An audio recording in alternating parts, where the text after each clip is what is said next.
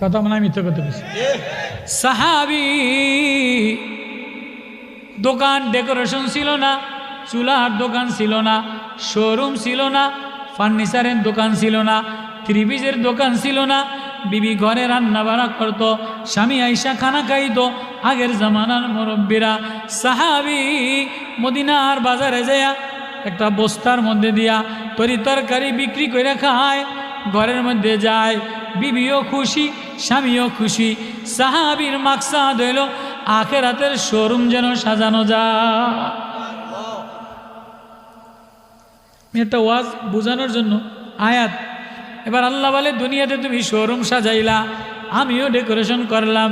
ইন্না জাআলনা মাল আরদি জিনাতাল্লাহ লিনাবলুহুম আইয়ুম আহসানু আমালা। ও বান্দা, দুনিয়াটারে তোর জন্য